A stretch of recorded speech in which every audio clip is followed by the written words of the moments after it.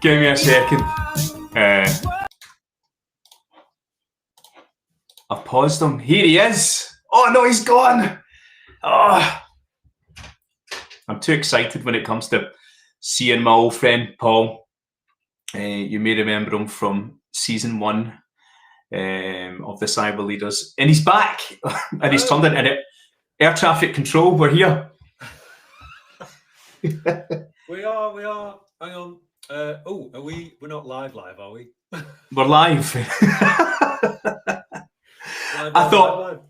I was just like, do you know what, man? Fuck it, because I just had to test the stream.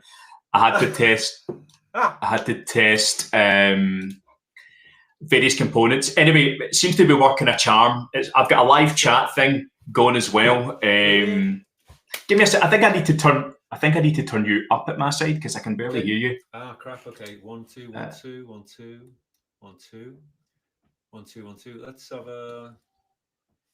I think maybe did you get? Maybe it's. What is it? Give me a second. Hang on a sec. So I've got default speakers there. 1 2 1 2. I think it's okay. I think I just need to kind of turn myself up. But it's so bizarre, Paul, seeing this like on your phone. Yeah. And I'm just like. So this is on your. I was actually looking into this recording studio. You've got this, Riverside FM. And it looks pretty cool, to be honest. Yeah, it's okay. Hang on, I'll put this to my face. Is that better? Can you hear me better? Oh, much better. Oh, brilliant. Okay, so it's me. So I have constant calls using this, and the camera and the microphone's over there. So I'm obviously being a dick, and everyone's like not hearing me properly. Okay, so this is better. Okay, good. Cool. Good. I'm just gonna like, because it's like the first ever live stream, so I'm just like absolutely paranoid. This is great. Yeah, absolutely. And I've got my New Year's cooler with, Amazing. So this is, it's pity it's not, midnight, but I guess people will be busy on midnight. So fuck it all. I know some people have been busy since like 8, 9 a.m. this morning, text me like I'm absolutely just on one. Like I don't even care. I'm the same. I said to my family, I'm like, don't wake me until at least 3 o'clock tomorrow, because I'm just like, because I'm like, I've kind of been, I was off the booze for a while, and then I was like, there's a place that sells German beers, and I was like, I'm going to go in, and then I get tempted. I got some, and I've got a nice little pick-in mix. Look at that. Oh, lovely! Look at that, mate. Yeah. That's proper good. That'll send me right into a diabetic coma. So my girlfriend is off in a pub called Gunmakers in London, because her mate used to be the manager there. So they're descending on that, and to be honest, I've just been watching Star Trek. All right, it's just like I'm like, right, it's an excuse to stay in the house and watch Star Trek, and then I'll go in a live stream. It's fucking perfect for me, to be brilliant. Just out of curiosity, which Star Trek do you watch? Have you got like a preference? Well, I've watched Next Gen. I watched a ton of them. I was actually a bit ill over Crimbo, and both my kids were, and I actually got my girlfriend ill as well. And I was watching a lot of Next Gen. Absolutely love it, but it gets a bit samey. So I moved to Deep Space Nine last year. I've done all them, and so I'm on Voyager now, which traditionally I absolutely hated. I thought it was a waste of space, but you can't deny the compelling nature of 7 of 9. So, that's a winning formula. But also I'm getting into they rehash a lot of the Next Gen kind of story plot points. So like, it's quite cool. So I was watching that. And that one that I just watched was about Klingon honor.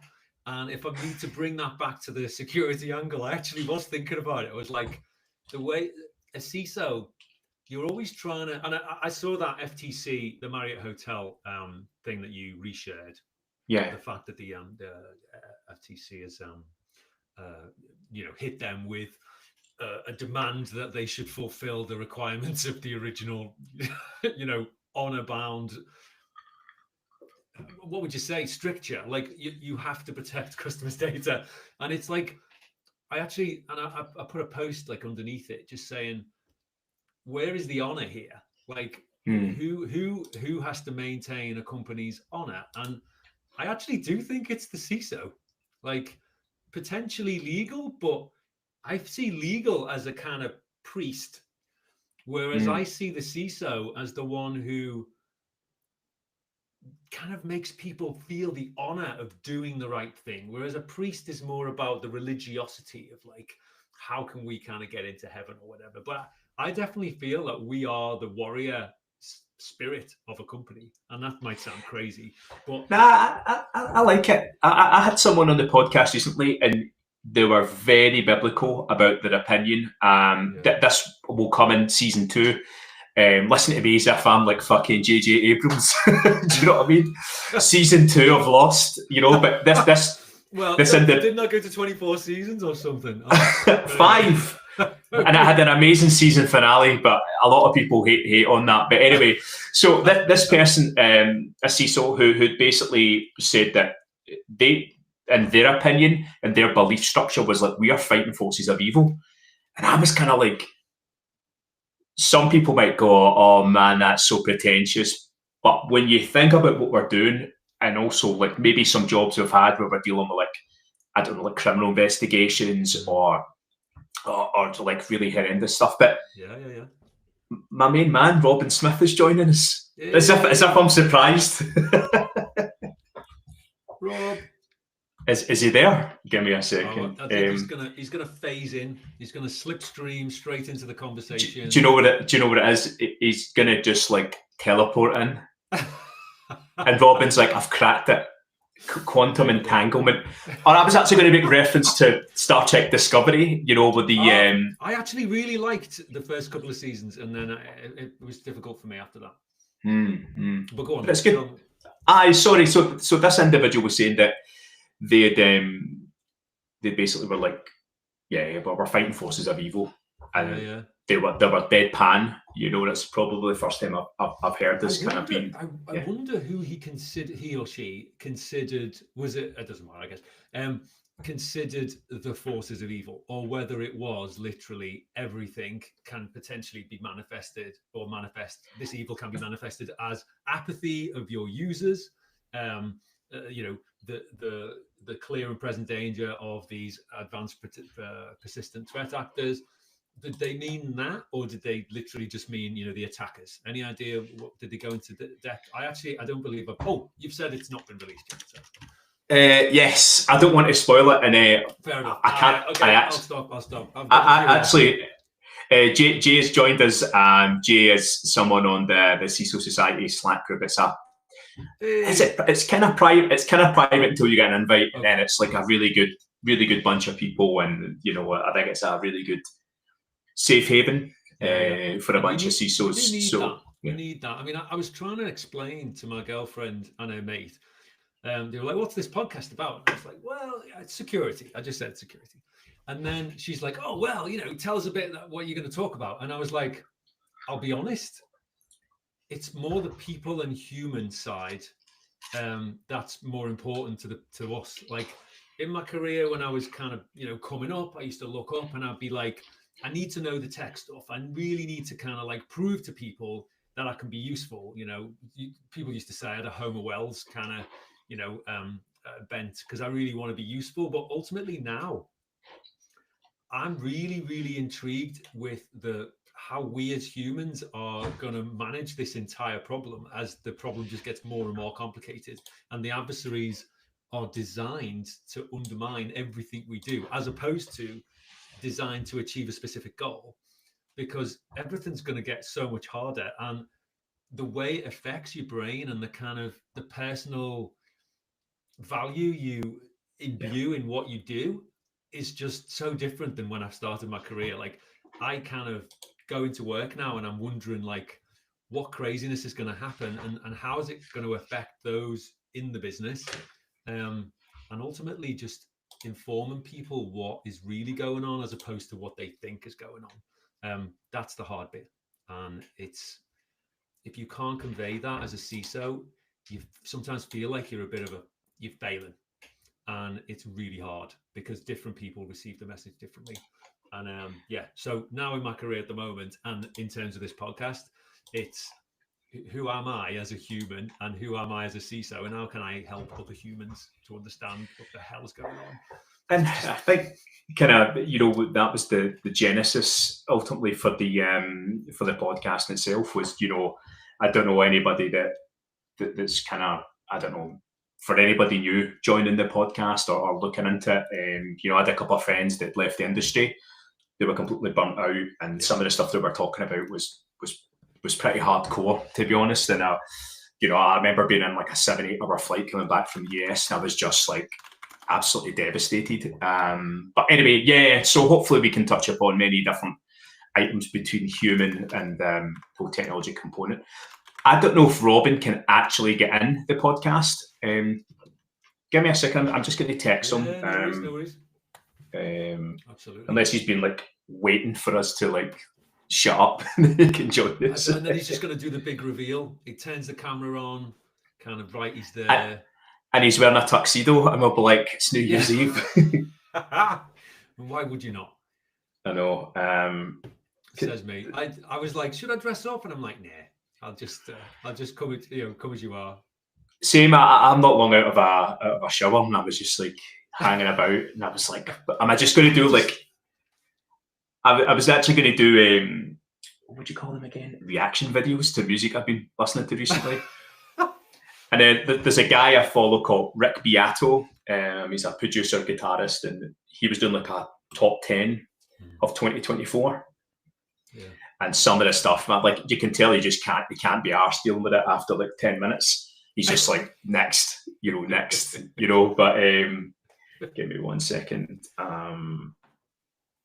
Anyway, so Jay's saying that it sounds good, which is nice, excellent. I think I'm getting a bit of echo. Maybe I'll move my microphone away. Sounds good, chaps. Excellent. This is crazy as well because I think there's a delay between us and the actual like on YouTube as well. I thought so. Yeah. Hey, Robert. Oh, what's happening? Oh yeah, this is great. So we're actively watching the live chat feed for Robin's status. I know. Robin, I don't know if whenever you get this, but I actually text you to ask if you could see or hear us because I can see like just a blank screen. Can you see him as well, Paul? No, I can just see the blank screen, with his name. Okay, yeah, same. Because then you start getting like stressed out, you're like sweating, and it's 10 past 9, and you're like, fuck, just join. Yeah. Do you know what's funny? So you kind of touch so many like lives in your career as a security person and other person anyway. But I'm hoping secretly, because I haven't done a live podcast for ages, and I'm hoping secretly that a load of the Americans who I used to work with, who were 5 hours behind, I guess, so that's 4 p.m. I'm hoping some of them tune in just to kind of, and I'll use this as a way of rekindling. So I'm being a bit selfish, actually, Leo. It's all good. I mean, I actually posted this in 2 Slack groups, and nice. Again, man, grateful for any support. I'd actually seen. Give me a second. My actual voice is getting recorded and sent into. So, Robin, we can just see a blank screen. Yeah. But it looks as though he's recording somehow. We can't hear you, Robin, but I don't know whether he's on his phone or. It sounds a little quiet. Is that you or me? That's probably me. Anyway, there we go. Let's just put that in the picture for a laugh. Hopefully that gets better. Look like a right twat now, but perfect. So I think he's talking. He's talking to me because you sound great, unless is it Eslavka 42? Are you talking to me or the big man? Wrapping up his day on the East Coast. Nice. Hopefully you'll have a beer there, Jay, or some other tipple or something that tickles your fancy. In actual fact, Jay, what are you doing for New Year's Eve? Let us know. Stick it in the chat. Quiet. Crap. Okay. Give me a second. I'm going to try and see if we can adjust. Thanks, I'm going to... Thank you. And thanks for the feedback. Yeah. 1 2 1 2 2 1 2 2 2 1 2.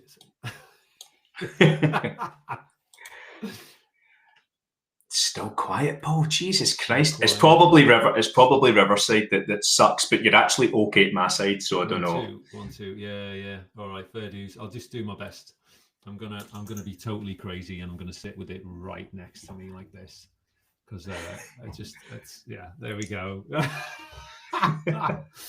Going for a full rap battle, Yeah, but absolutely. this fucking sucks that we can't get Robin on this. Give me a minute. I'm just gonna check my phone to see if he's been in contact. Well, this is it. I mean, I just saw something. There was activity in the bullpen. It's a Christmas miracle. They're gonna send in the batter now. Go. No. This always happens with live stuff, doesn't it? I mean, they say don't work with children or animals. They should say don't work with CISOs, children or animals. I know, because they're all the same, Billy. Absolutely, yeah, the best ones anyway. I know. It's like I won't go into like the initial agenda, because I think Robin was looking quite forward to this. Oh, here we go. There he is. Get in. He's there. The man, the legend. God damn stop playing up. So apologies, guys. Sorry. Let's hope the iPhone does a little bit better. God knows how bad my audio is, but at least I'm online. So apologies for being late. Yeah, nah, it's cool. We'll get a volume. I mean, there's people actually engaging, Robin. Like it's like there's actual humans. What's happened? We're getting the wrong side of you, Robin. You need to flip it back. Yeah. Actual humans. Yeah, here we go. Right. I don't think Robin and Paul have actually met each other, or have you? No, I don't think so. No. Okay. So pleased to meet you, Robin. Likewise. I think we're in good company with this crazy Glaswegian anyway. I think for everyone that's tuning in, I'm from Scotland. Paul's from Liverpool, which they don't class themselves as anything other than Liverpudlian.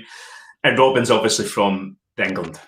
So there we go. But so guys, please introduce yourself to the world. I'll start with Robin. Yeah. Yeah, so Robin Smith, I'm CISO at Aston Martin. Myself and Leo known each other for a couple of years on the UK circuit, and I don't know whether you want me to be personal or professional. So personally, I'm a long-suffering Tottenham fan, so I've been over 2 Tottenham games during Christmas and wasted my life doing that. Professionally, thank God for Aston Martin. I think I've got the best job in cyber, and it's an absolute pleasure to be here today. Amazing, man. Paul? Okay, so I don't know whether that's better. I've just been fiddling with the knobs. So I am currently the CISO of it was a stealth startup in the crypto space. It's doing basically regulated investment advisory for crypto. Bit of a mad one, a bit different, on the cutting edge a little bit. But I'm enjoying it. It's basically a kind of total startup. And it's one of my pet pleasures. I really do like crypto, and although a lot of people hate it, I think it is the future, and or it's part of the future. So yeah, that's me. I'm trying to build a program from scratch. So completely different end of the spectrum from Mr. Aston Martin over there. And so I think it's probably a good pairing, actually. We've got someone who's trying to maintain a brand, and we've got me who's trying to build a brand. Yeah. And we've got me who's trying to destroy his own brand. Absolutely brilliant. Amazing. Yeah, you're absolutely fine at our side. It may be different on a replay, Paul, in terms of volume, but anyway, but we'll just kind of roll with it. And apologies to everybody watching this. It's our first attempt at a live stream, and I'm just grateful that people have turned up. So we'll try and I'll try and play about in the background as well while we're talking. So, okay, man, right, we actually have an agenda, right? Because I always need a script, because why not? So let's start 2024 cybersecurity year in review. So obviously surge of AI-powered social engineering attacks. Robin, since you're my futurist guy, you want to talk me through your kind of 2024 review. Obviously movies like Terminator terrified us back in the 80s and 90s with AI. Where do you see, or should I say, what do you think happened this year, and where do you think 2025 will go? Well, I think we've all been spooked by kind of the rapid adoption by cyber criminality. I think working in automotive, there's been a few stories doing the rounds regarding deepfake. There's a British-based firm in Hong Kong. People will be aware that had the CFO's voice subject to a deep fake, and $25 million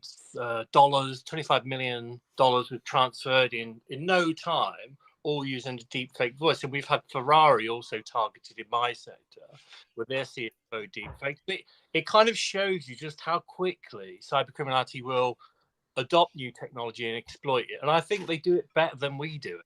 Yeah, they quickly latch on to there's a lot of money to be made here. And they quickly latch on to there's a lot of disruption to be made. And having worked in law enforcement, I have a sort of abiding respect for criminals. Not too much respect, but I kind of, if I had a slightly different moral compass, I might make £10 million out of some info stealers. But I think the point being is the velocity of adoption means that we need to match that. And we need to be able to offset deepfakes coming through with countering and actually moving from cyber protection to cyber deterrence. So I think the theme for this year is the celerity of the attacks is increasing. Therefore, our ability to respond and to protect needs to quicken as well. And that's where you tap into the opportunities for AI to support us as much as it supports the attackers.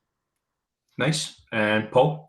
So I'll probably go a bit darker, I think. I've been reading a book recently called The Pentagon's Brain, and it's really good. I'll try and put something in comments in a bit by the author, Bill someone.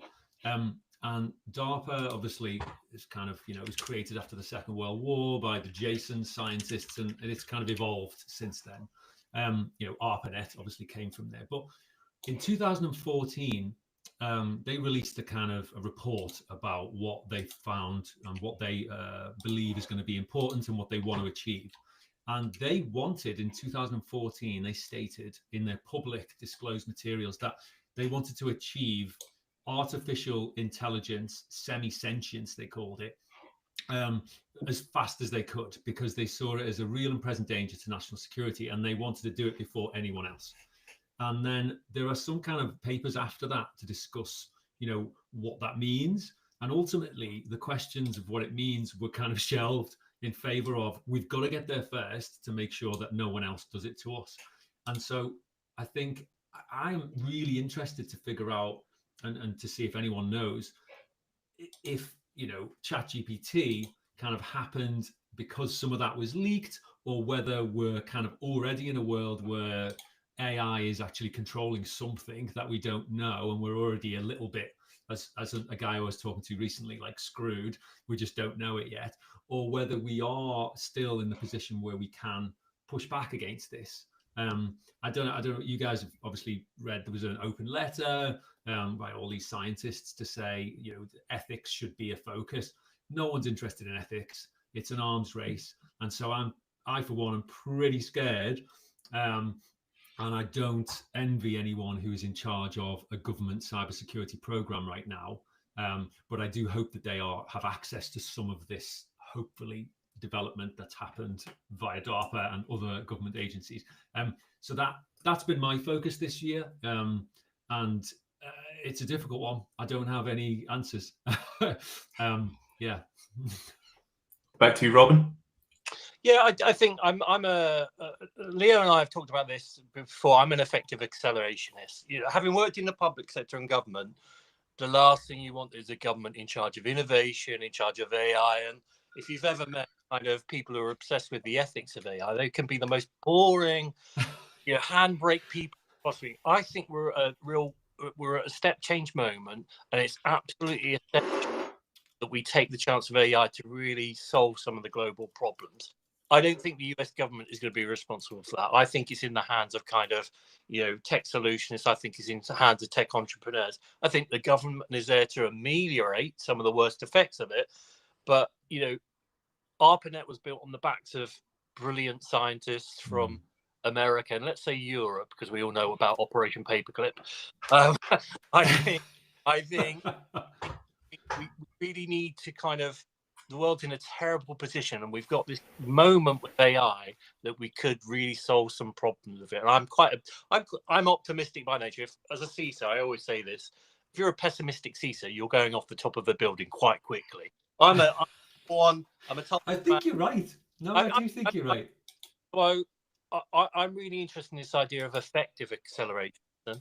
This is the idea that we let the AI really do its things, and we get to AGI, and we get to kind of new innovations, and we use that for kind of the global good.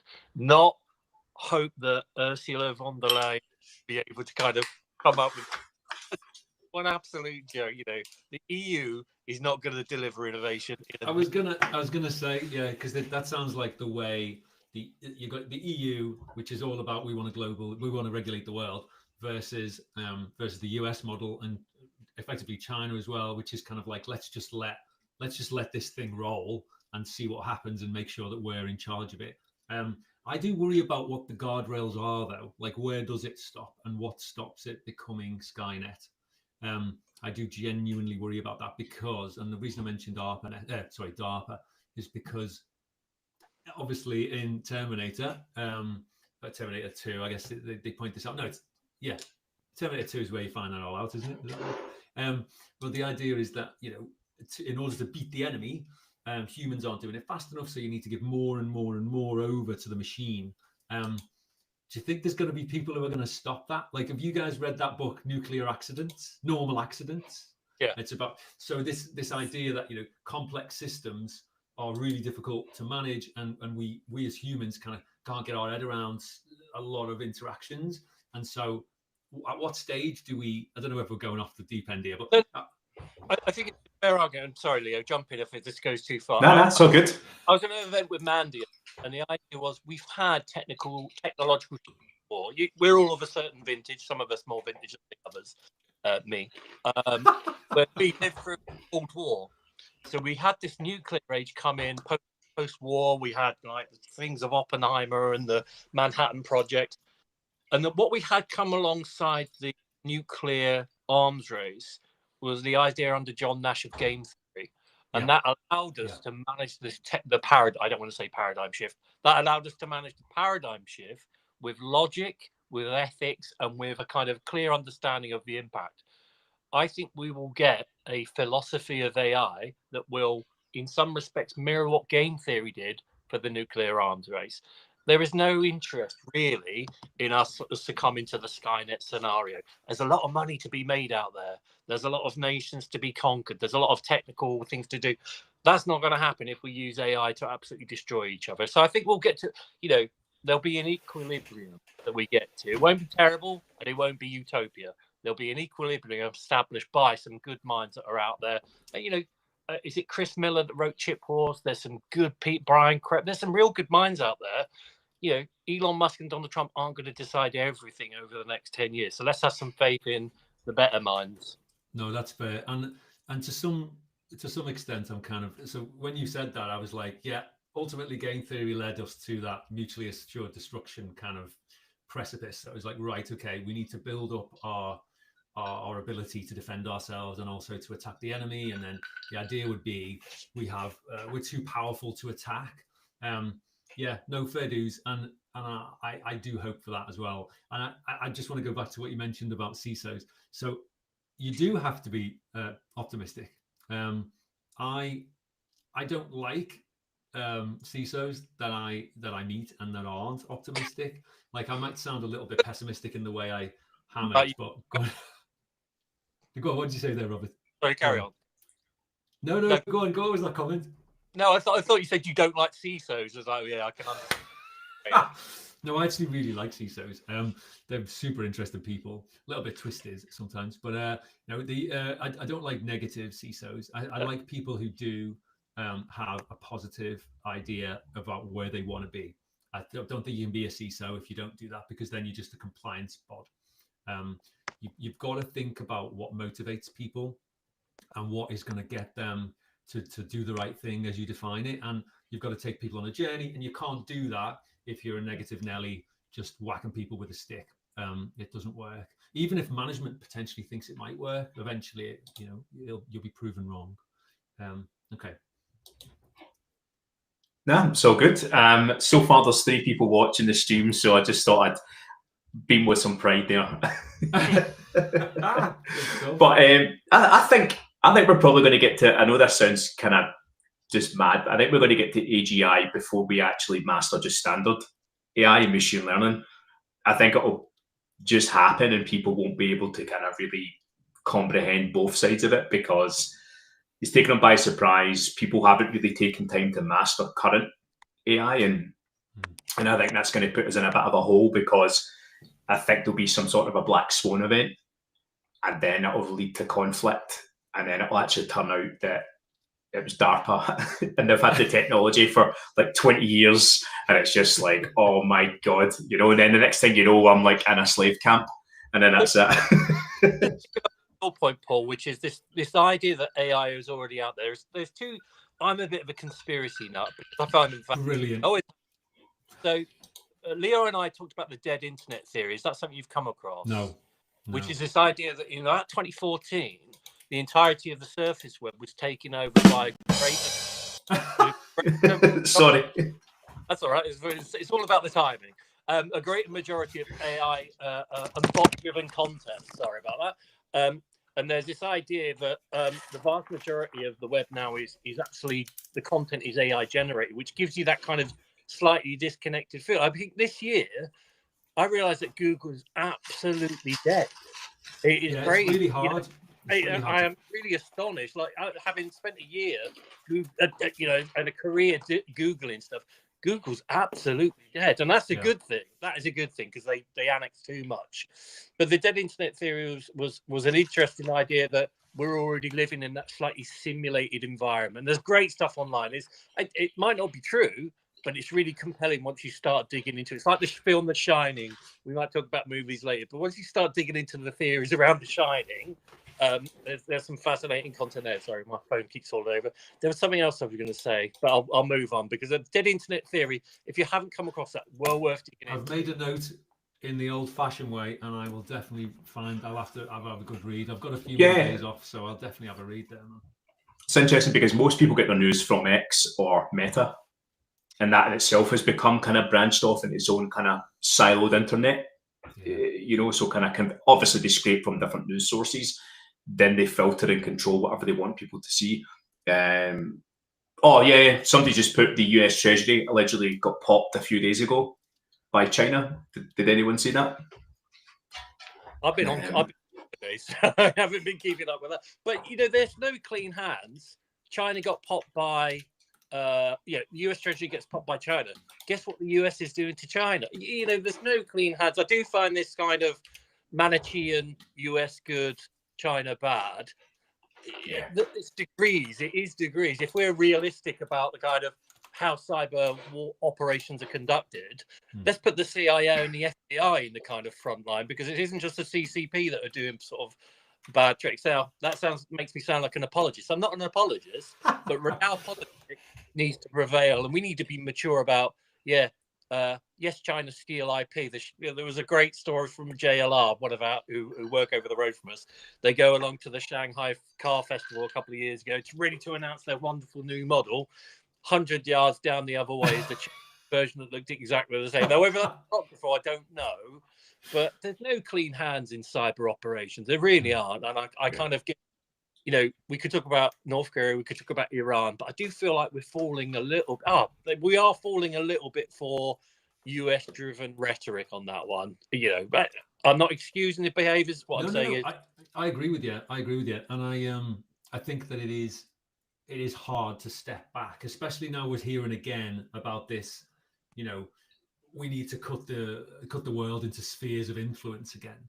And we're definitely in that sphere of influence. So we're definitely going to be imbibing that kind of, shall we say, propaganda news. Well, the other thing I was going to say, but sorry, Paul, just the other thing that came, progressive programming. Have you heard of this? It rings a bell, but no, go on. This is the idea from Terminator 2, which is the CIA or the American institutions of government. That sound like a conspiracy. I'm not a conspiracy. I did politics, so I'm interested in narrative. But there's this idea that we are using mainstream media to seed in technologies that we'll see in the future.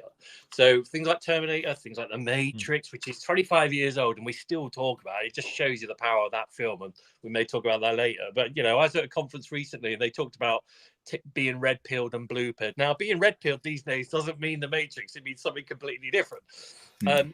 But this idea of, it's something called progressive program, which is the governments actually push out these narratives and these stories in mainstream media. To seed the ideas. To seed exactly that. And I'm not sure whether that's true, but I could believe that it's true. Do you know what I mean? It's not accurately true, but it's inaccurately plausible. That's a path to postmodernism, isn't it? So the idea that we, you know, fiction determines fact. I forget what the way of talking about it is. But the idea is that either what is imagination becomes fact because we now have somewhere to aim for, or like you said, there'll be some things that, you know, the government's trying to get us used to. I was saying to Leo that I was just watching Star Trek, and it reminded me, this conversation now reminds me of this whole idea of time ships, and, you know, someone coming back from the future and kind of someone then steals them and tries to like seed these ideas and gets people ready for them because they're so advanced and they don't want people to ask questions about where the idea came from. So they'll write stories about it. Anyway, I'm going a bit crazy now. But so just to pick up on that, there's a seed there, which is the scare stories around cyber. You know, it's that old Bill Hicks joke, isn't it? You watch the media and you're like, oh my God, war, famine, depression, debt, war, and then you look out your window and it's all nice, chilled out. I think there's something around the narrative of cybersecurity that probably needs refreshing and recasting, because my job is quite stressful. This hair's grey for a reason, but it's also really rewarding, really interesting, really rewarding. I do think this kind of cyber, you know, this apocalyptic thinking, this fatalism, that's the word. My wife accused me of it yesterday. This cyber fatalism doesn't do us any good, because it means that boards don't think about positive innovation. They don't think about how many incidents we've got over. You know, I've been saying to my team in the last month, we've had no major outages, no major disruptions. The narrative is cyber's working. Oh, well, we haven't built a new model car and we haven't designed a new powertrain for the DB. Not my job. Not my job. That's the genius over there. And there's only... My job is peace. Cyber peace. And I think we've got to recast the narrative on cyber around it isn't just protection, it's also non-disruption. Do you know what I mean? There's something in there. There's only so many times you can kind of, you know, grab victory from the jaws of defeat until people kind of either see you as a miracle worker or a bullshitter, because you're the one who defines the problem and then you're the one who defines the solution. And it's all about credibility, and trust. And I think I've made the mistake recently in my career of moving around a little bit too much. I don't think I've stayed long enough to kind of make those connections and be in those real situations and help to actually save the day in a way that people kind of see as a consistent player that they can trust, as opposed to someone who potentially has either manufactured the solution or has tried to protect or kind of like disguise the fact that they're not doing as good a job that they should have been done. So my goal is to stay soon somewhere long enough to actually make that difference and make the connection with management, because that's the kind of one thing that I think, if I had to point out the thing I haven't done the best in my career, is making sure I have permanent connections with management where the trust is there. And as Leo, we've chatted about this, it's hard to kind of make the connection sometimes because the motivations aren't aligned, because of the other people in the business have got different kind of motivations than you have, you know, because the expectation that security is just going to save the day, whatever anyone does. You are meant to be a superhero. That's your job. So I'm gonna jump in, right, because I love seeing the two of you combined. This is excellent, right? So Paul, you were saying like you've moved around a bit, right, and you've not really built those connections. Promiscuous. You can call a spade. It's fine. Or as I would say, you haven't won a few Champions Leagues like me, right? So it's like, but why do you feel the need to stay? Oh, In general? Yeah, I mean, if you move on, there must be a Feel reason. the need to stay. Oh, that's so. You haven't asked me why I've left. You've asked me why do I feel the need to stay. This is quite a good question. I usually stay for the people, but the reason I want to answer a different question. I want to answer the question I wish you had asked.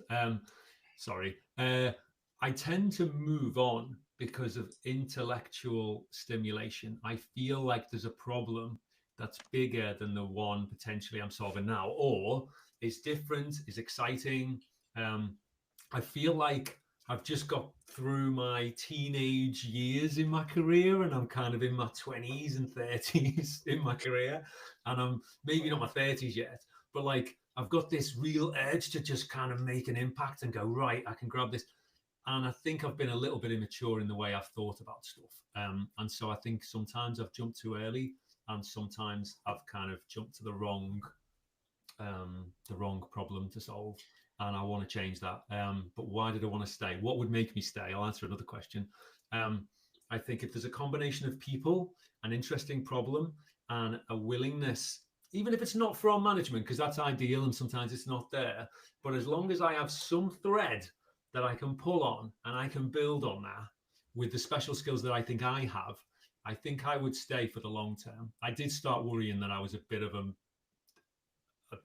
floater, and that's what I want to change. Oh, we've covered Klingons and floaters. There you go.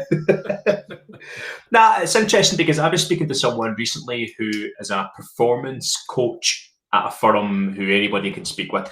Very probably similar to like if you watch Billions. So there's a character called Wendy Rhodes who helps. She's a psychologist and helps them with a whole host of problems.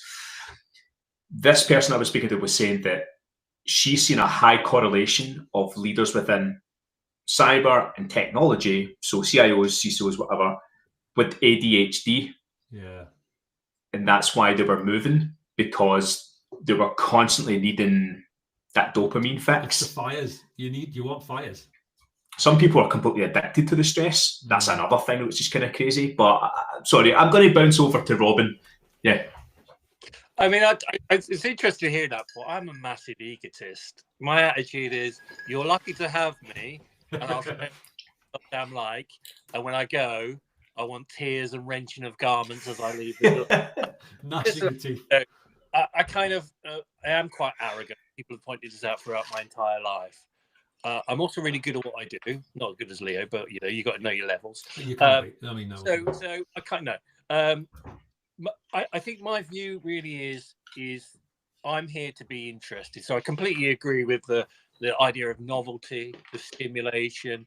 I can say, having been at Aston for 4 years and made some of those connections, it's extremely satisfying. But I've spoken to Leo about this before. I've found a place where I feel aligned.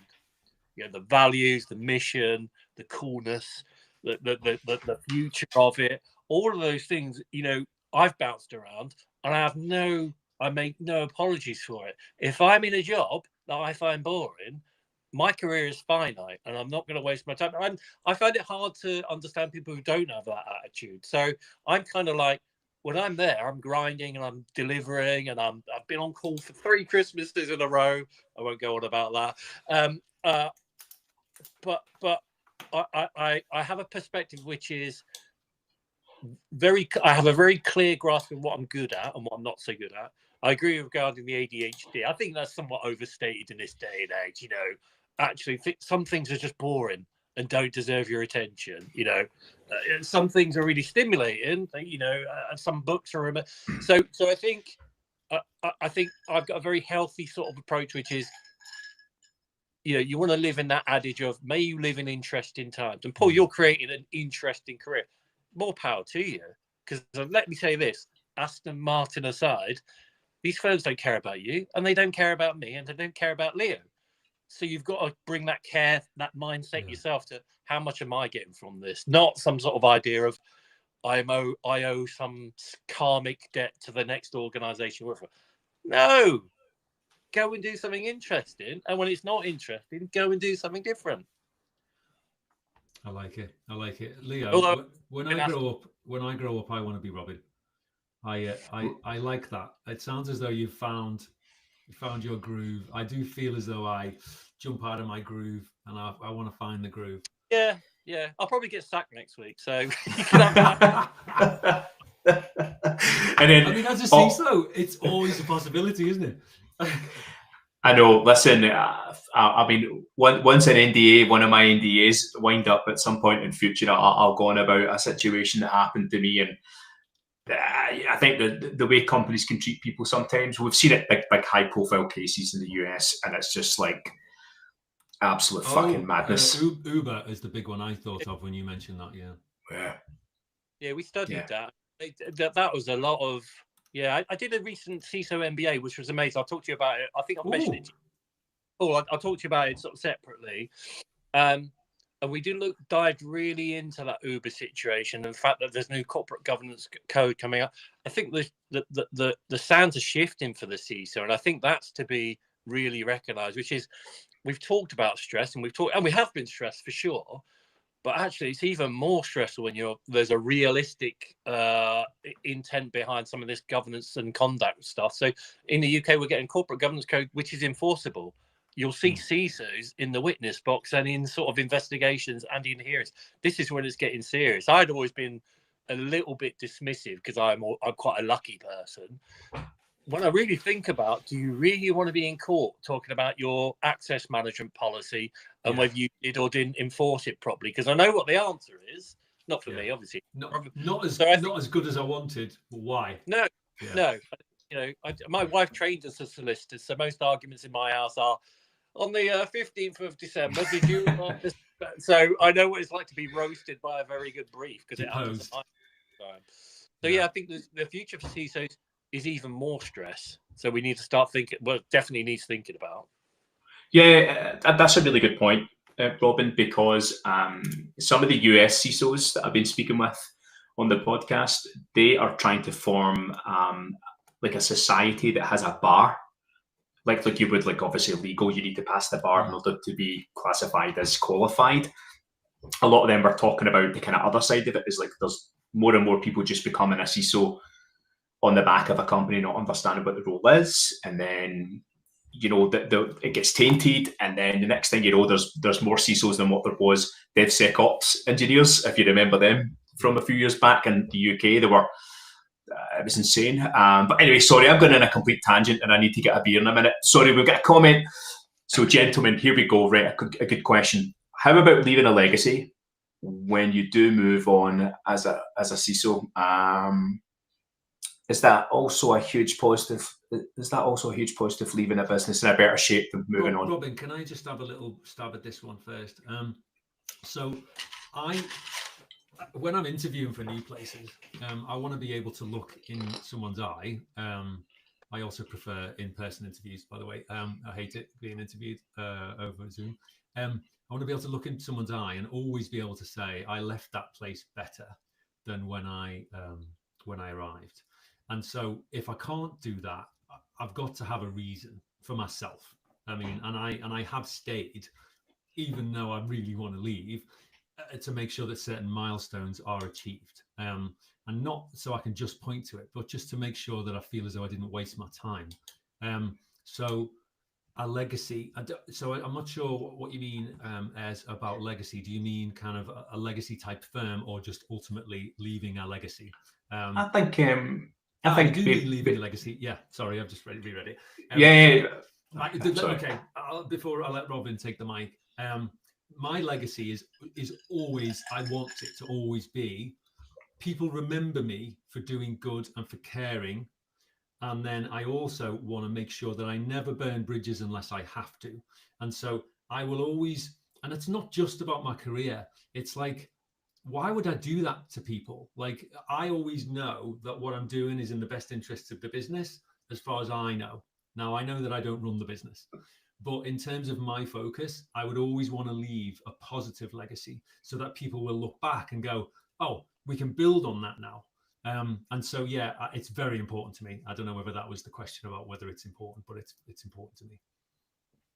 I think it's a good point. I think if you're leaving with a good atmosphere. I don't think it's always the case when it comes to being a CISO, but I think if you do right by people, then that's on them if they want to take it the wrong way, or some people just, sometimes I think CISOs, when they go into an organisation, they either do well, stabilise a ship, or they just exceed expectation, then they move on, and that's just how it is, and then I guess that's how people get really high profile roles. But I'd seen an article yesterday about a CISO, I won't name them, and they basically bounced between different jobs, and it transpired they just made a mess every single where they went. Ooh. And they'd never really done security, and they'd come from, I think, like risk compliance type role, and then it was just like, they're getting high pro.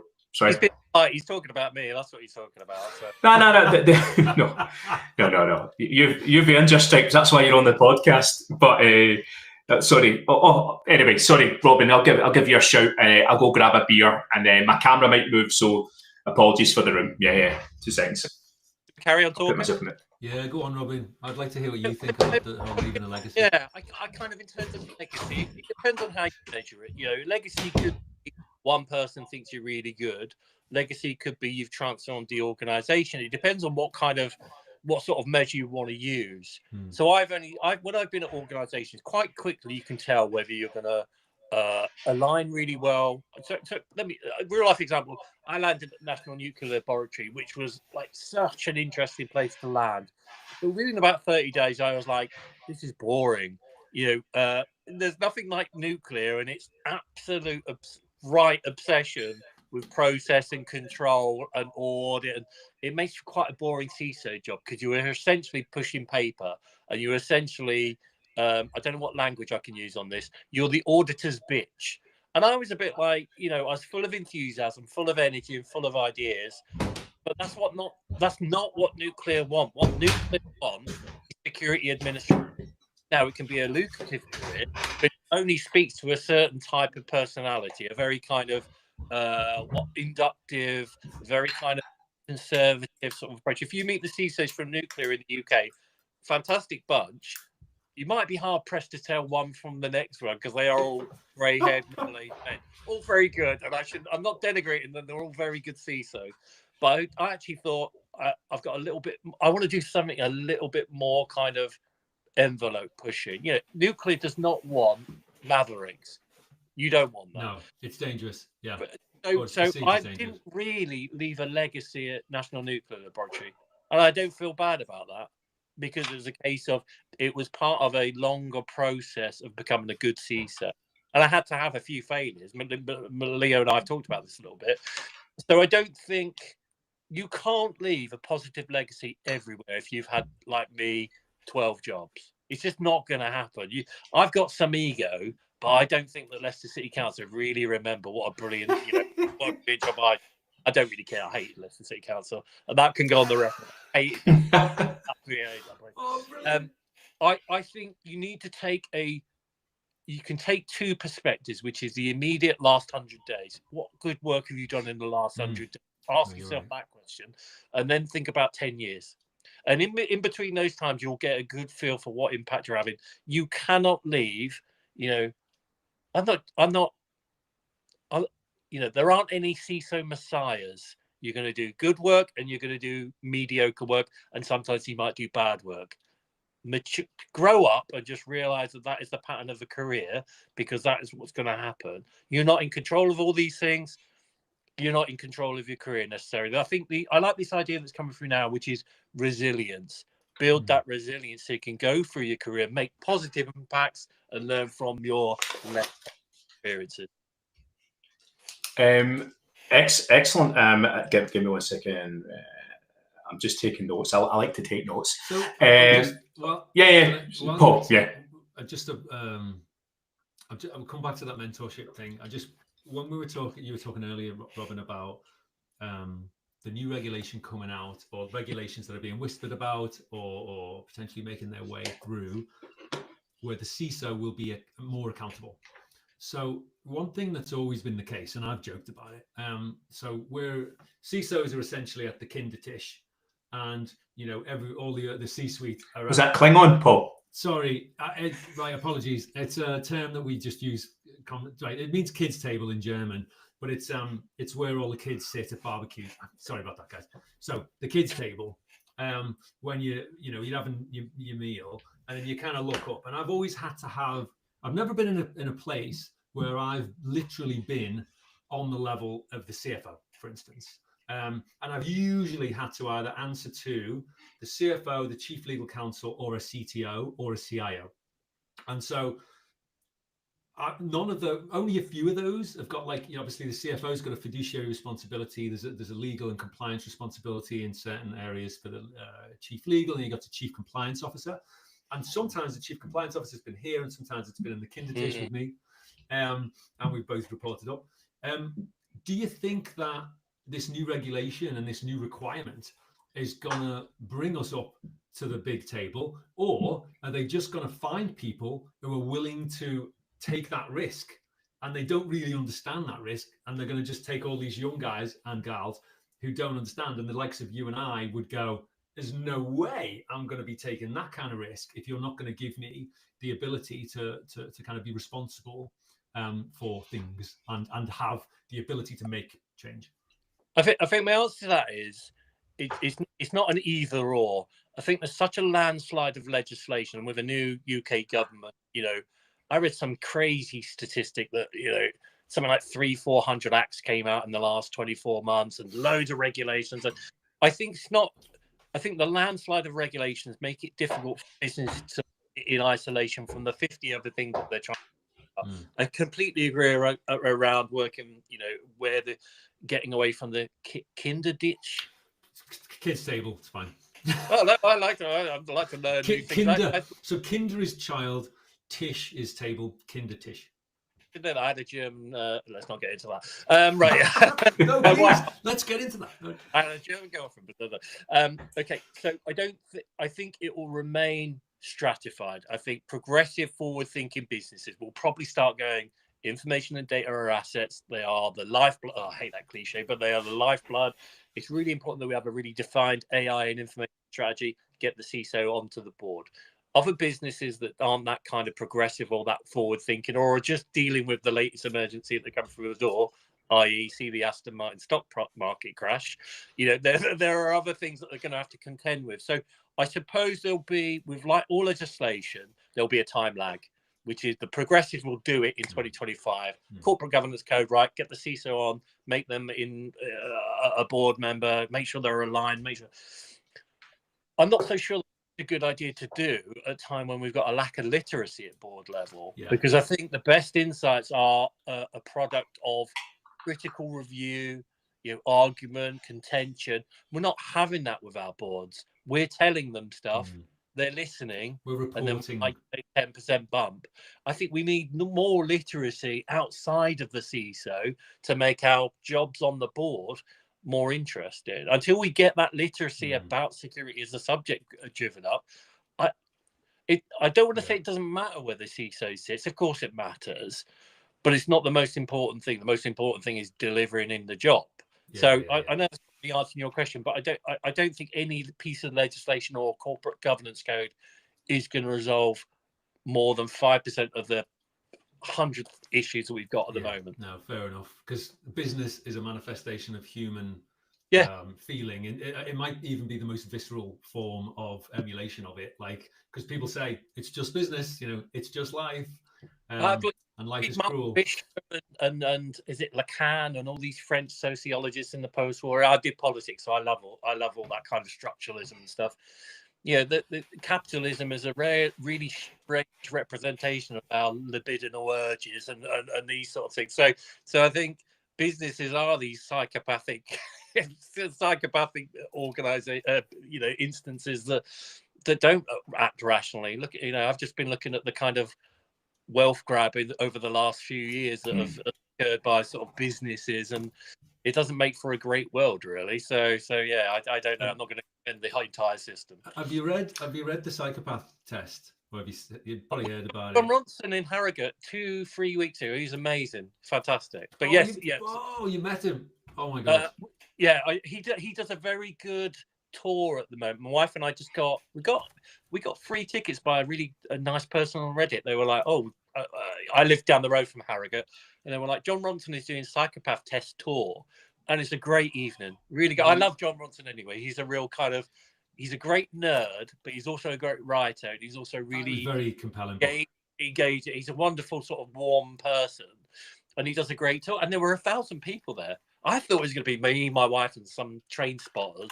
1,000 people at Harrogate watching the Psychopath Test 15 years later. So yeah, definitely an interesting tour. watching. I did not realise he's on tour and buying. Nor did I. This was all via a Reddit post on whatever it was a month ago. So I love that guy. But yeah, so I agree with corporate psychopathy is definitely a. Some people reckon it's a requirement. Oh, for sure. Yeah, for sure. I find that hard to believe because I'm a very empathic person, and some decisions seem incredibly harsh to me. So I think at this stage in my personal development, I find it really hard to kind of understand those decisions that are potentially on a higher level than my. Do you think, gents? Do you think that the I can't even pronounce that word right. 1.5 beers deep, right? So, do you think these psychopaths at board level? Do you think if through the introduction of security exposes them, do you think that's why there isn't enough CISOs at that level, or do you think it's just simply like lack of knowledge on technology, or lack of knowledge of risk? Really quickly, from my perspective, I think in any power structure, people don't want to share power, and I think the dilution of power is probably the biggest reason I would say it doesn't happen yet.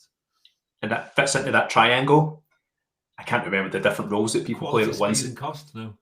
No, one of them was like savior, one of them was something else, and one of them's like the person that's always ill, needs someone. I need to find this triangle. I think it's like triangle of power or some shit. I don't know. I'll ask my psychologist when I see her next. So, but any thoughts on that, Robin? Before I move back to, we call this individual ES1. We'll call them ES1 because it's easy to say. Yeah. What I'll say is, like, we tended.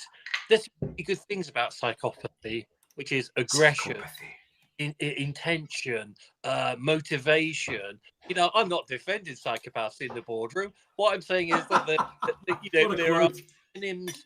You know, we live in an age where we kind of dismiss a lot of these sort of positive trends that actually do good things. Look at the world that we've built. It isn't a bad world. It's not a perfect world, but aggression, commitment, let's say machismo, these aren't bad things necessarily if they are applied to solving the world's problems. So I think we've politicized too much and we've kind of chucked the baby out with the bathwater. We can go and work on kibbutzes and communes and eat lentil soup for tea, and I'd be a little bit flippant, or we could try and change the world. Do you know, Robin had just touched upon Adam Newman's dream. You know, the guy from WeWork, where he talks about the kibbutz and everyone just living under a controlled environment. Anyway, sorry. If you've seen We Crashed, it's absolutely tremendous. I have. And does he really believe that is my question. Potentially his wife did, but I'm not sure he even believes that stuff. I don't know. Oh, no. He's a complete con man, supposedly. Allegedly. Allegedly. Nah, fuck him. He can take me to court. So anyway, sorry, Robin. I was introducing your. Sorry, and I was interrupting your flow. Yeah. No, not at all. And I think this is. I'd be curious when the cybersecurity gets politicized. You know, when we start to think about we should have more diversity in cybersecurity. Facts. That's a fact. That's provable with a whiteboard and a pen. That's a fact. Synthesize. Thesis, antithesis, that dialectic, we need new voices. But we shouldn't necessarily get rid of some of the kind of, we stood on a lot of shoulders to get where we are now. I'm speechifying now. We have stood on a lot of shoulders. I think we live in an age where we don't really respect that fact. I've got Churchill is on my wall of my office. I don't care. Cromwell is on my wall. He cut off a king's head. Good on him. Sugar Ray Leonard is on my wall. You know, there's some good stuff to be derived from some of these older fashioned virtues. So I think we'll have to monitor for how cybersecurity gets politicized and to see how effective that is in terms of outcomes. I don't care If we get better outcomes, do whatever. But I think it's important to kind of not chuck the baby out with the bathwater. It's interesting you mentioned boxing there, Robin. The podcast has been doing that well. Next year, me and Jake Paul are going to be fighting at Madison Square Garden, so I've got your front row. Thank you. Can I be the ref? Why not? Netflix are sponsoring it. Nah. So sorry, I completely just I get like that. But anyway, sorry. Back to ES1's comment in terms of like mentorship and legacy. So, does mentorship and mentee also play a part of positivity and legacy? I would say absolutely. If you can leave an imprint on people that can help them further their career, or maybe look at a different career trajectory, like security champions. Seeing that light bulb moment in people is absolutely incredible. Sorry, I'm going to make my mic go away further just because I can hear an echo. Sorry. We've all been really lucky. People have been so generous to me. People have paid for my training. People have supported me. People have helped me when I failed an assist. You've got to pay it forward. And I think that mentorship, I'm mentoring 2 people at the moment, and you sometimes don't realize there's often not a lot of help out there for people. So being a mentor is hugely rewarding. People should do it. And when you arrive at our positions, I talked about standing on the shoulders. Lots of people helped us. It's time to pay it forward and make sure that the next generation, or not just the next generation, but anyone interested can have a conversation and be involved. Usually just before Paul jumps in, just on that, Robin, I think that's an amazing philosophy because every single person that's been on this podcast has said the exact same thing about giving back and, giving up an hour of their time or whatever to speak to some guy in Scotland and then, kind of spreading the word. And, we've had people email the channel directly from almost every country you can imagine. Like, I'm talking from third world countries right through to first world, where people are starting their journey, maybe getting into management, leadership, whatever it may be. And it's absolutely incredible. They'll go like, I've seen this episode with XYZ. It's really inspiring. So anyway, sorry, I'm going on a complete tangent. But Paul, sorry, were you going to jump in there? Look, I obviously, because I always jump in and I'm a dick. But what I wanted to say, though, is directly respond to what you said about people emailing in. So one thing I love is making an impact with people. It's incredibly easy for people like us to help people jump so far. And for us, it's a tiny amount. And you're like this one revelation that you just happen to give them in one conversation. It's asymptotic difference. It's ridiculous. And so I just wanted to say live, so you can't ignore me, if you want help with the deluge of email, like mentoring people, helping people, I would love to, because one of the things that I want to do when I grow up is be some form of mentor. I'm always looking for those opportunities. I've gone the other way as well, the whole Ned thing, but I find it so much more fulfilling speaking to people who want to get into cyber or just are not happy with their career, and I think that they're innate problem solvers. Like, I've met a couple of people in the past couple of months, and I should have actually told them to tune into this, and kind of, because I'd be like, I'm talking about you, and I genuinely feel that I've helped them, and it really, really makes a difference. And even if you've got a crap job at the time, you kind of, it just really, really G's you up. You're like, I was able to really help someone in their career path. And it might be that you could employ them, but like usually it doesn't work that way. It's more just giving them the skills to be employable, because sometimes, people can't see those green shoots of cyber excellence in these people. They just look like someone who's trying to get into it and be, and kind of, what you want to make them more of an easier risk, I guess, is what I'm asking. Is what I'm saying. Absolutely. Jay's just added a comment. From your collective perspective, what are the biggest risks MSPs face, and why is it identity?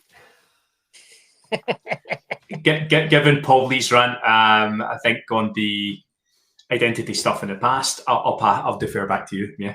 No, honestly, please, someone else. I'm talking. No, go on, Paul. I haven't got much to say. So identity is the cornerstone of security. It is like who, what, where, how, when. Like the who is so important, because the who is a persona. Like, whether it's a human, whether it's a bot, like we define access, and therefore, manage risk through the manifestation of identity. And so how do we personally identify a human, because that's what we care about right now, is going to turn into how do we personally identify an agent.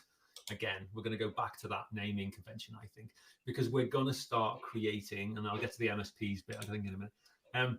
We're going to start creating little avatars of ourselves, I'm convinced, and we're going to get those avatars to do stuff for us. And so we're going to have to give those avatars the ability to do these things. And I think we're going to get better, and therefore I think we're going to get better at demarcating access based on a portion of identity. And so we're going to have more and more factors. I don't know how it's going to work, and there's going to be a lot of mess on the way, but I certainly believe that. So identity, MSPs.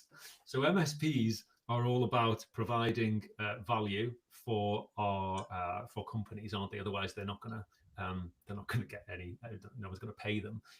So identity is all about manifesting that value through personalized implementation of the service that the MSP has. So I don't know how we're going to map identity to that value. And so I think that's the problem. That's why the biggest problem for MSPs is identity, because it's the biggest problem for everyone. But MSPs, as a CISO, are the ones I don't trust innately, because I don't like exporting my trust zone, expanding my trust zone.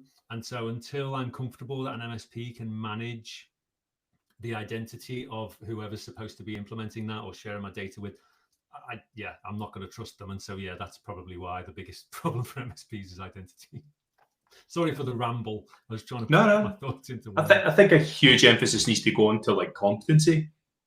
If they can prove they can manage a service for you, whatever it may be, then you're sorted. Or you have an identity, if we're talking about an identity tool that can replicate what people are doing in terms of, what I'm trying to say is it should understand what somebody's role is and what it should be accessing and what it shouldn't access. We're traditionally awful at that, defining what access is necessary. I mean, and why do we choose an MSP? It's meant to be because they can do something better than we can do. But we don't want to deal with it, so we pass it to them. Yeah, which is not a good paradigm of thought to bring an external risk into your business. It's like, I can't be asked dealing with this. Please deal with it. You're not going to go, what's the exact boundary of this? Anyway. Robin, any thoughts on that? No, MSPs is a dirty word to me at the moment. Let's go into that. So I kind of, I go into the meetings just thinking, why are these bastards trying to rip me off? Which is a bad approach. I suppose my view for where I work is I want security to be a commissioning body, and I want to be able to call on MSPs that can excel in the identity space. And I think as you get to passwordless authentication, I don't know whether I'm too lazy. That's not maybe the best perspective, but I want them to do innovative authentication processes to a standard that I can monitor, that I can scale and scale down and scope up. And I don't want to do the hard graft of researching the next 5 years of identity management. I want to pay someone to kind of go and do that. So I think it's a risk equation, isn't it? How much are we going to tolerate via an MSP, and how much value? So there's probably another formula, Leo, which is value times risk underscore. We use factor analysis. So if I look at my factor analysis, I could probably state that the MSP should be delivering a specific value, particularly on identity. So I'm comfortable on that, but it's still a business that you can be subject to kind of poor practice and being ripped off. So I think there's huge opportunity for people out there to disrupt the space as well, and really earn their stripes in terms of good reputation and also providing good tooling. But it's funny, when your equation here, I was thinking of the square root of boredom and there as well, because identity, nobody wants to touch it. Nobody wants to look at RBAC. Nobody wants to look at zero trust. That whole kind of enclavement.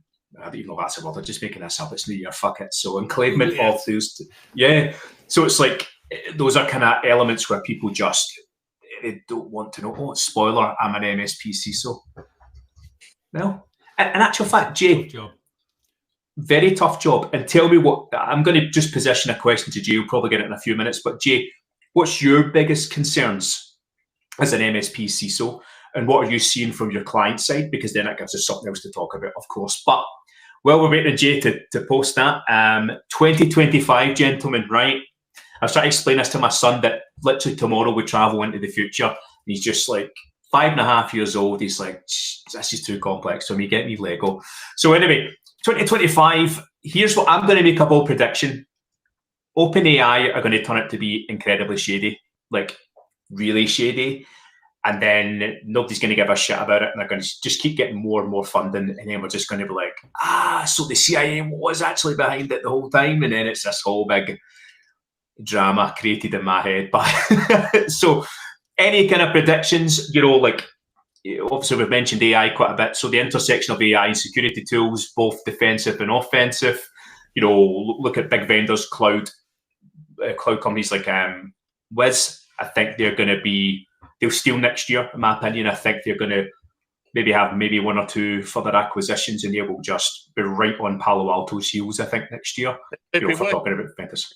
They rang me up on the 27th. It was like, oh my God, give me a day off. Sorry, Robin, are you speaking with them just now? We're speaking with them. It's more like being interrogated. It was like they had this very Socratic approach to sales.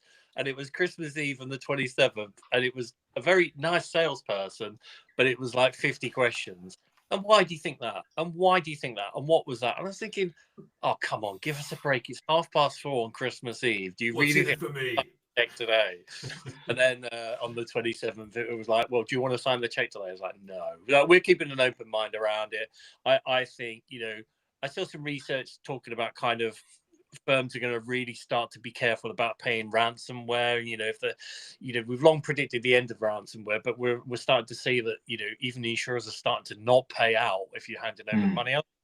Solidifying policies around how we deal with attacks will be really good. We've been dealing with this stuff for a long time now, and there's been too much ambiguity about what we should and shouldn't do. I don't think we should be paying ransoms to Russian cyber criminals who are going to invest in people trafficking and I think we know the threat profile.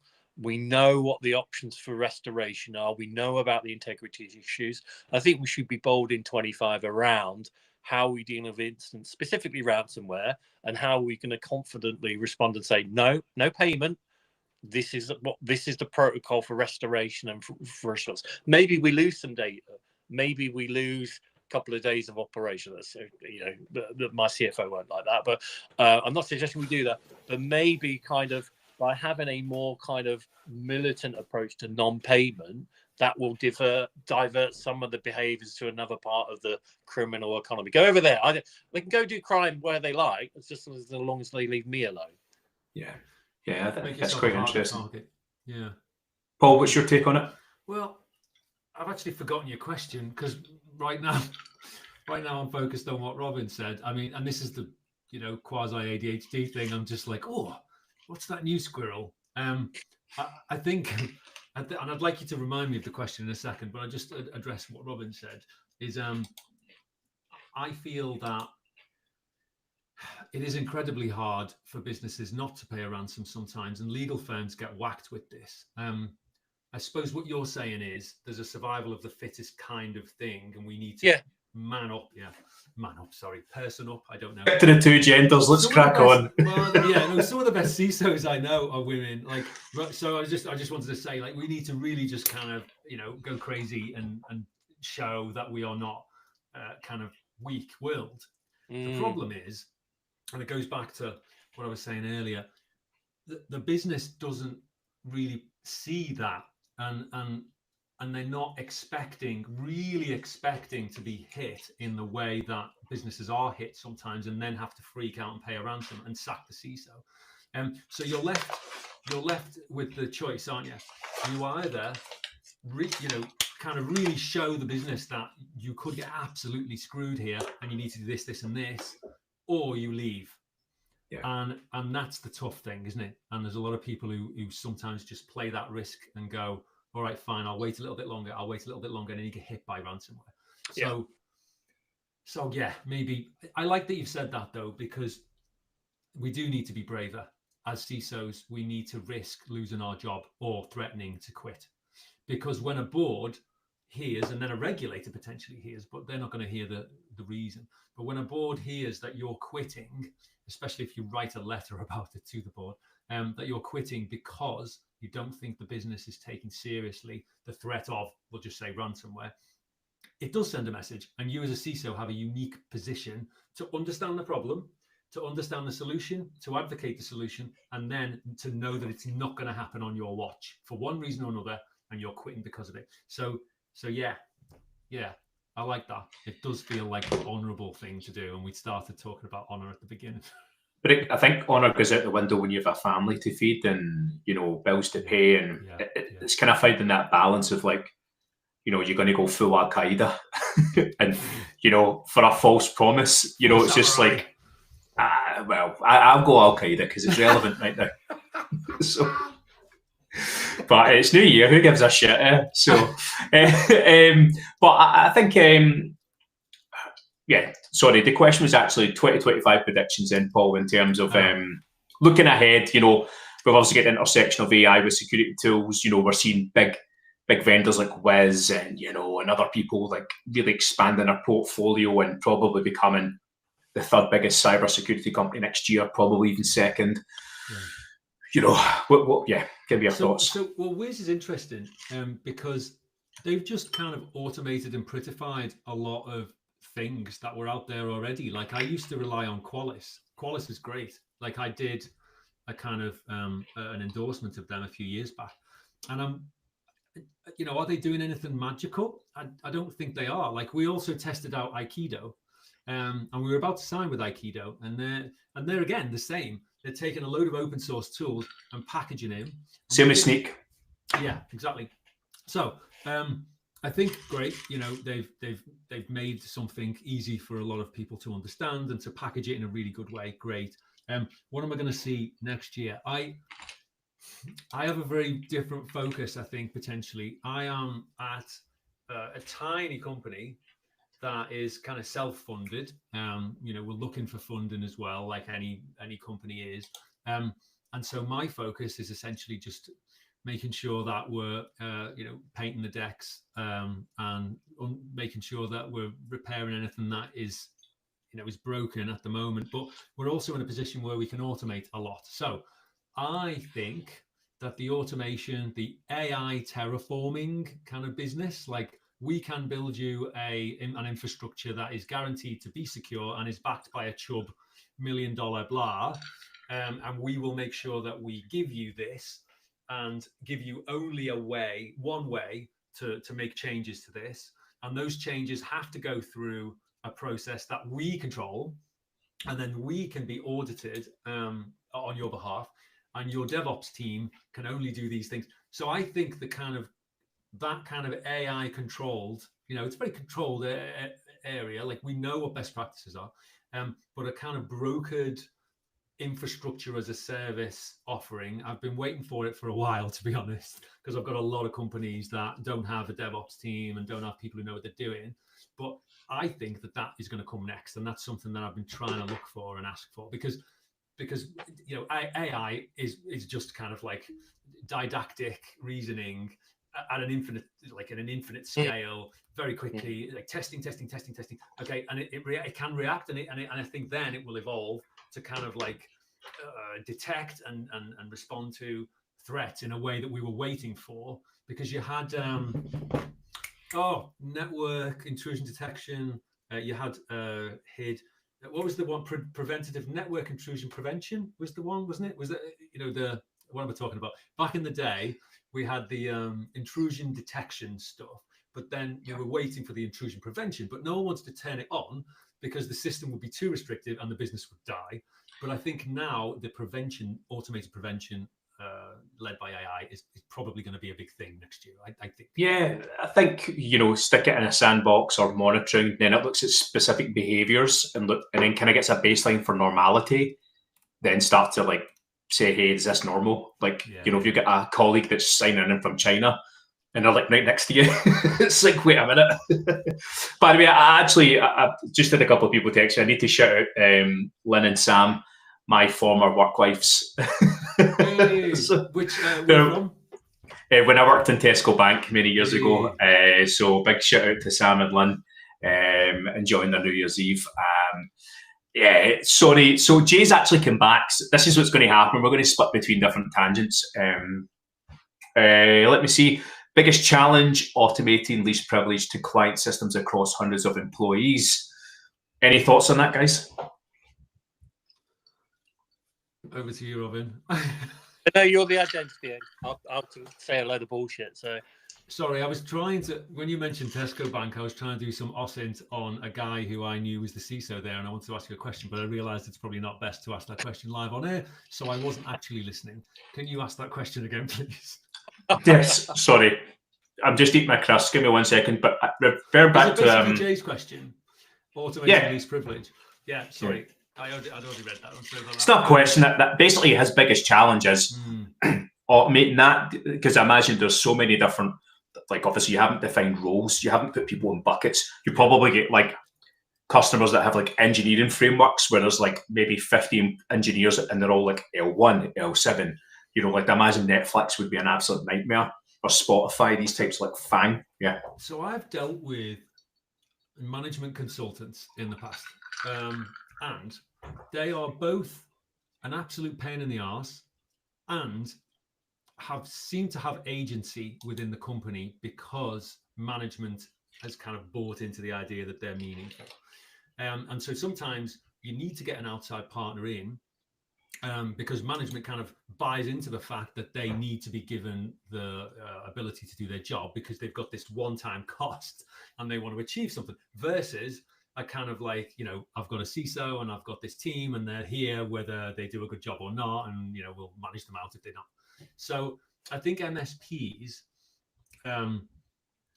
have this weird combination of a lack of understanding of the business, but they've got potentially more agency within the business because of management buy-in than those people who have that understanding. And so it's a horrible, they come in there, and I'm sure Jay has to come in there and kind of like almost pretend that he knows how to solve all these problems. And people like myself and Robin and you, Leo, kind of look at them and go, oh God, I'm going to have to spend so much of my time teaching you how to suck eggs in this place. And then, you know, but it's such a hard challenge.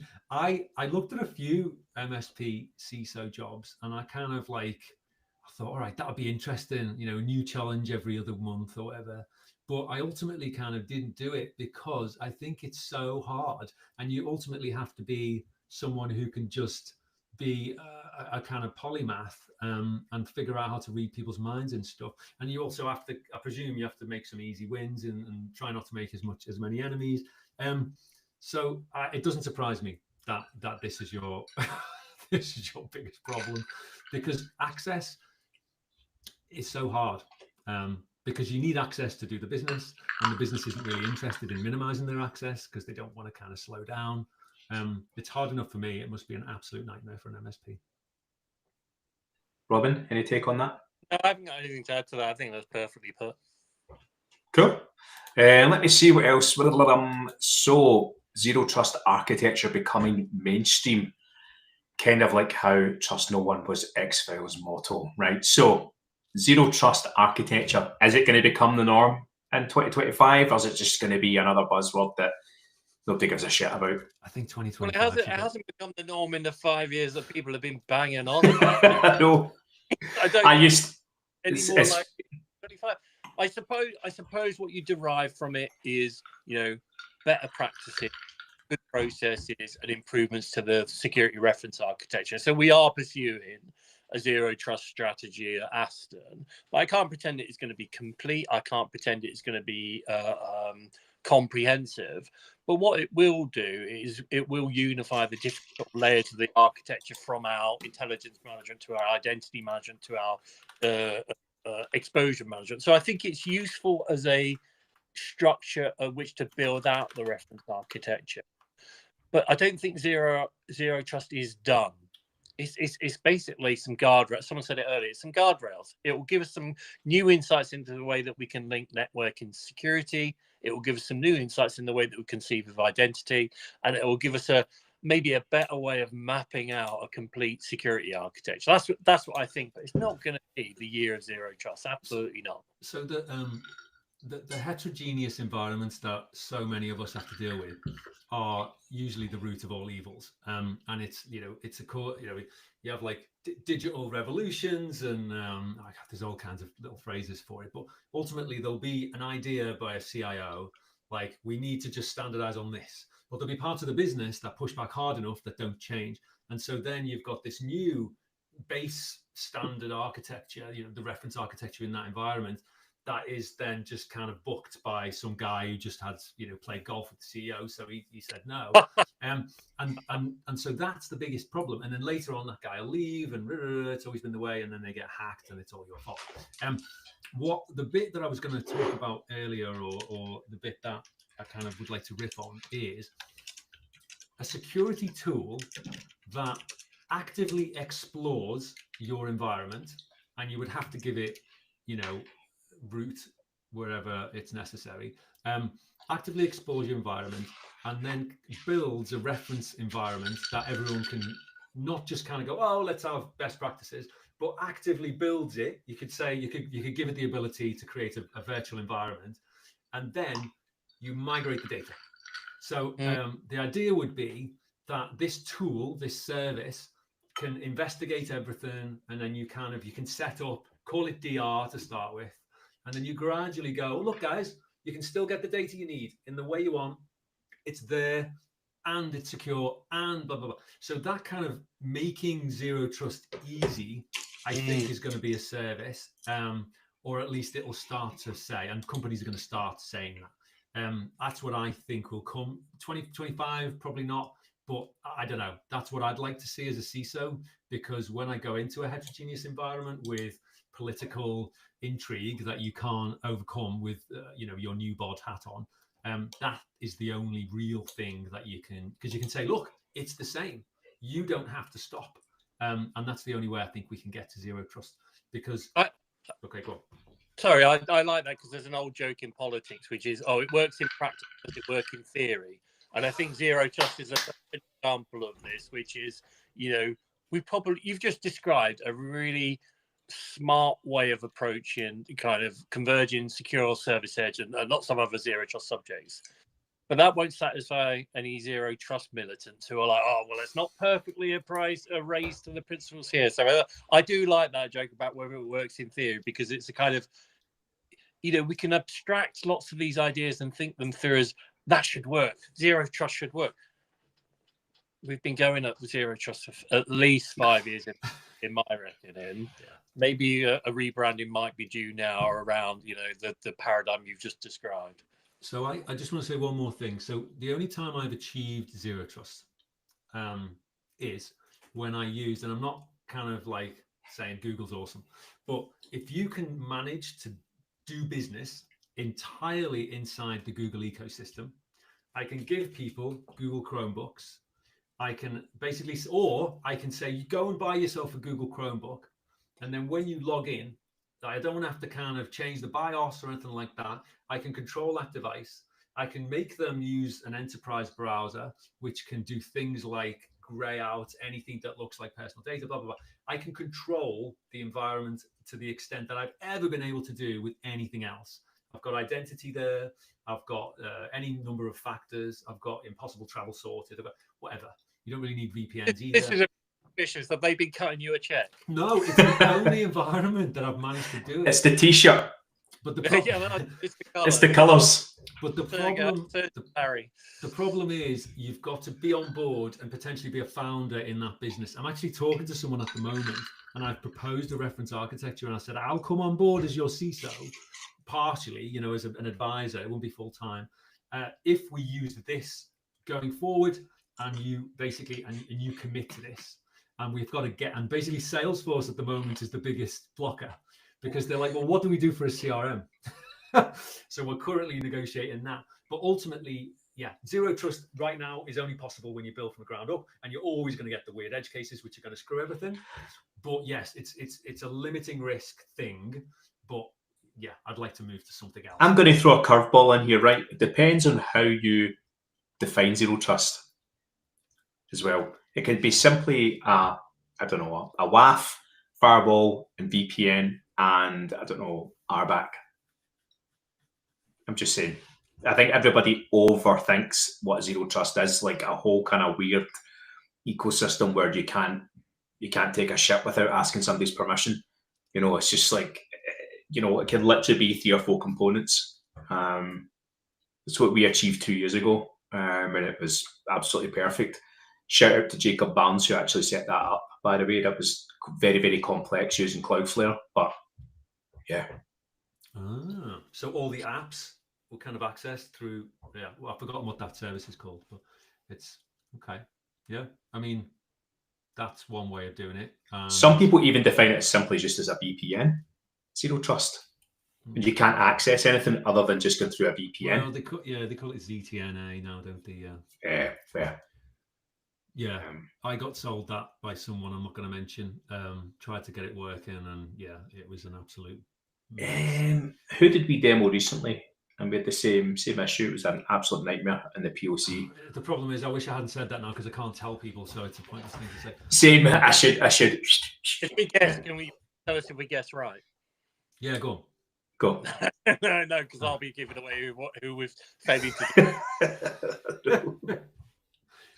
I agree. Sorry. I agree. Yeah, of course. It's a 2-word thing. Of course, people are going to hear what they want to hear, just like in any good marriage.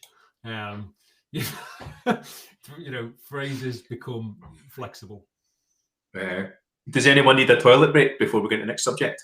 No, I'm good actually. I don't know why.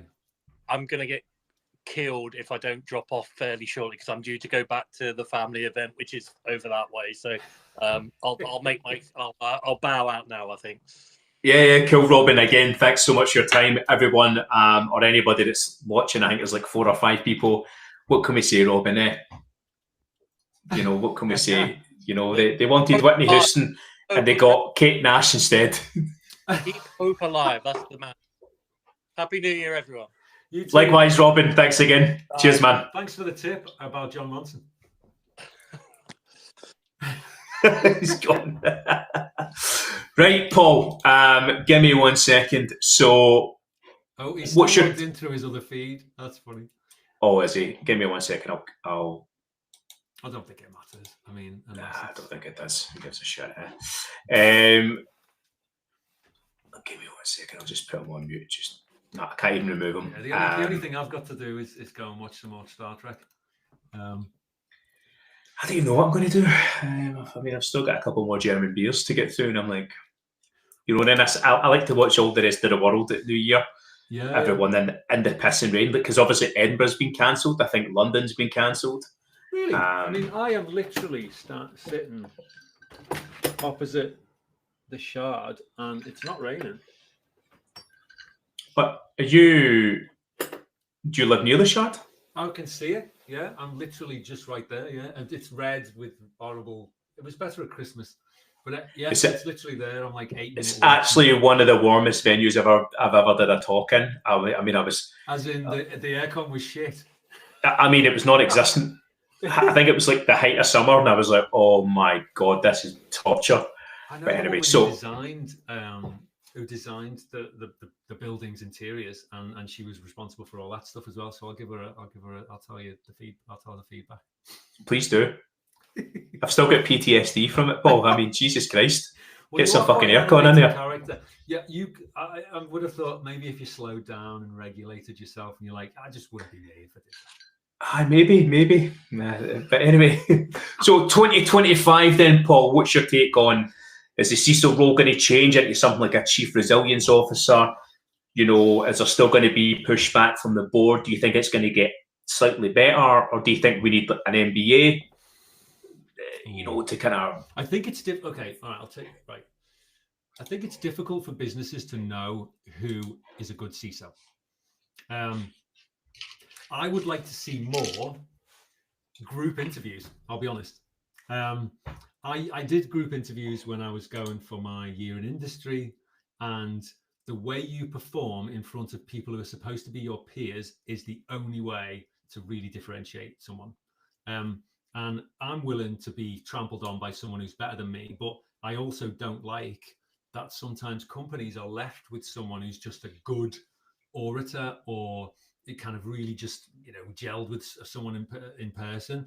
Like, I think I'd like to see interviews change, but that was a bit of a side kind of thing.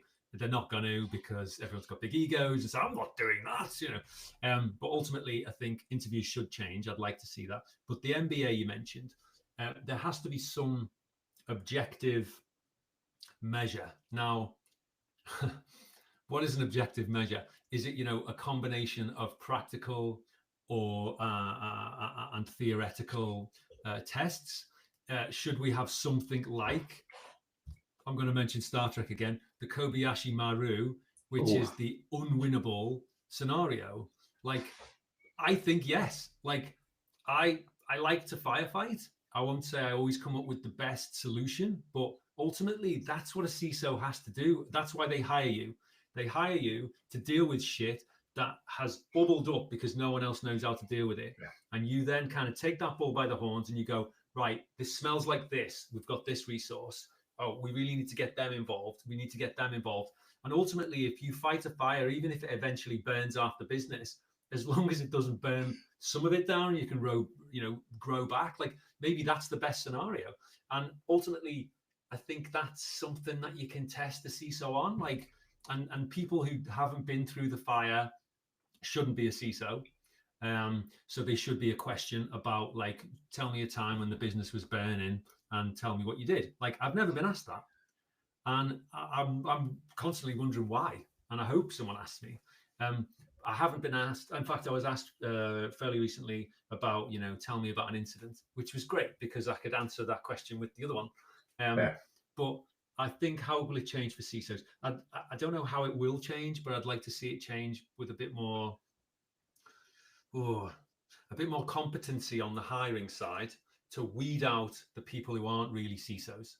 And so they have to have an objective measure of what a CISO is. And so I'd like to see some board of the good and the great of CISOs getting together. And someone might say to me, well, why don't you start that? I guess the answer is, I don't know why. But ultimately, if we get together and figure out how to measure that and how to test that, I think the world will be a better place, because there'll be less CISOs who call themselves CISOs and aren't really. Yeah, I think it's quite interesting because people seem to measure this on the basis of something like a CISP, right? People have even compared it to like it's just knowledge. It's skill. It's nonsense. No skill B. Yeah. I know somebody with 6 of these certs. I think there's like 6 acronyms at the end of it. I think I mentioned this before, that they were a bog standard risk manager. They could do risk control self-assessments, and that was it. And to me, it's like, it's great you've got COBIT knowledge, but beyond that, it's kind of like, have you ever been an instant commander? It's like, I remember one time I was in an interview and I was speaking about, we had a large-scale migration because of the Russian invasion of Ukraine, and also the anonymous hacking group, and a regulatory change in the US that basically protected female rights. On the same day? Literally same week. Oh my God. Literally same week. So if anybody wants to Google it, it's called Operation Jane. Anonymous hacking group were like, we're going to hack these companies, delete the data of all these females. I love how you're fact-checking me here, Paul. Amazing.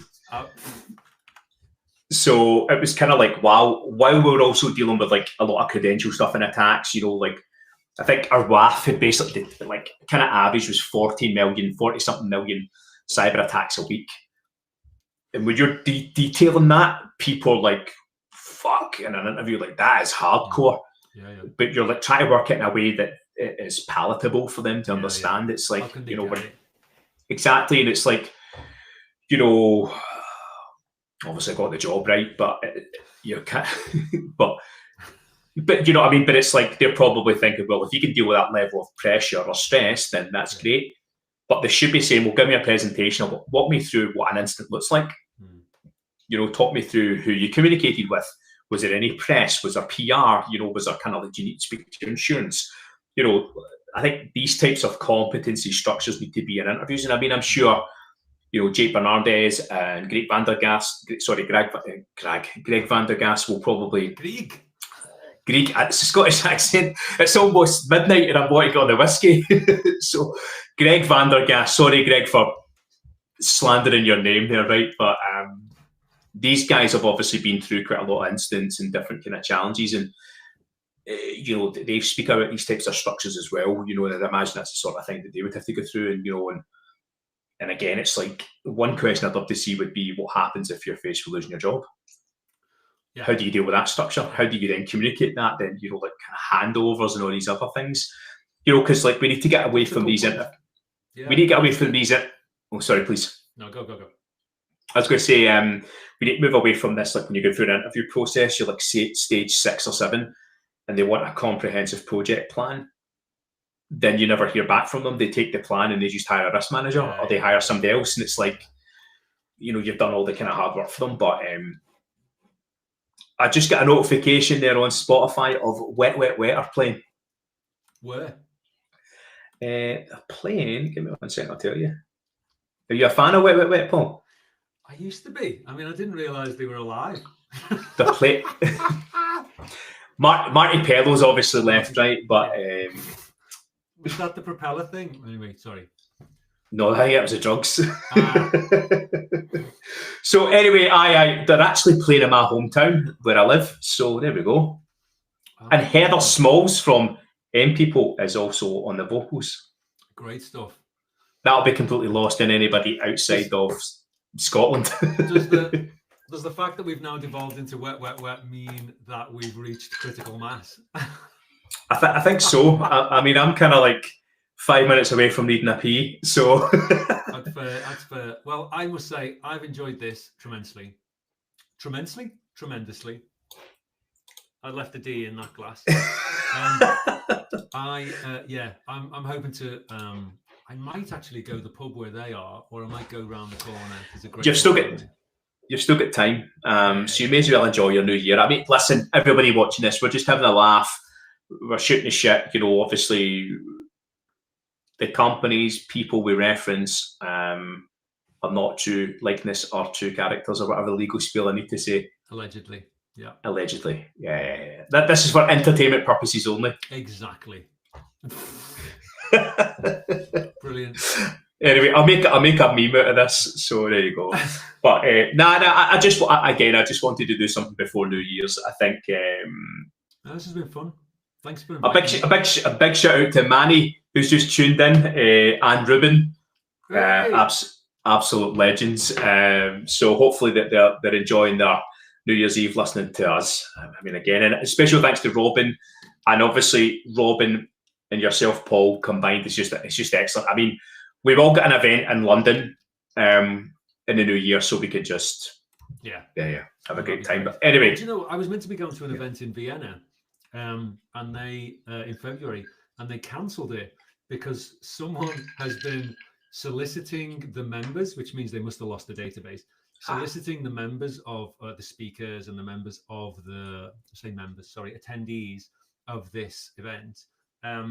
And so loads of people have pulled out because they associate it with being hacked now.